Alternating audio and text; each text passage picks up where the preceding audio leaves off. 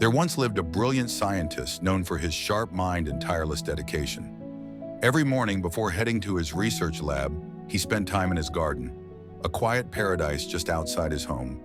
Bright flowers swayed gently in the breeze, bees buzzed from bloom to bloom, and butterflies fluttered in the soft morning light. This garden wasn't just a hobby, it was his sanctuary. He watered each plant with care and sat quietly sipping tea among the blooms before starting his day. But one morning everything changed. His boss called a sudden meeting. "We've got a critical team project," he said. "It'll take weeks. We need your full attention, overtime included." From that day on, the scientist's routine collapsed. Early mornings became rushed. Nights were spent at the office. He came home exhausted, barely able to keep his eyes open. The garden, once vibrant and full of life, stood neglected. He no longer had the time nor the energy to water it. 8 days passed. One evening, he arrived home a little earlier than usual. As he stepped outside, what he saw left him heartbroken. His beloved garden had withered. Every flower was dead. The butterflies had vanished. The air that once smelled of blossoms now carried only silence and dust. He stood there for a long time, overwhelmed by a quiet grief. It wasn't just the plants. It was a part of himself he had lost. The next morning, determined to bring his little world back to life, he called a gardener from a nearby nursery. The gardener spent the entire day removing the dead plants and cleaning the space. When the scientist returned home, the garden was bare, but ready for renewal. "How much will it cost to bring new plants?" he asked. "About 2,000 rupees, sir," the gardener replied.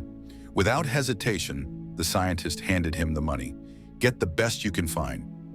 The following day, the gardener returned with a van full of new plants, fresh flowers, new soil, saplings. That day, the scientist even took leave from work. Together, they worked side by side, restoring the garden from scratch. It felt like healing. In one corner of the garden, the gardener quietly planted a tiny mushroom, red with white spots. It was a complimentary gift from the nursery. The scientist was too focused to notice. A week passed. The garden began to bloom again. Bees returned. Butterflies danced. It was beautiful once more. One morning, while inspecting his plants, the scientist noticed the small mushroom in the corner. It hadn't grown at all. It looked just as it had on the first day.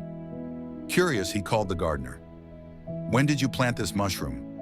"The same day I brought the other plants," the gardener replied. "It was a gift from the nursery.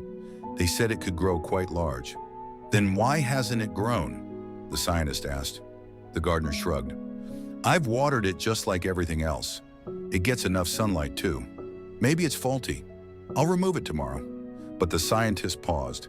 He stared at the tiny mushroom thoughtfully, then said, "Don't remove it.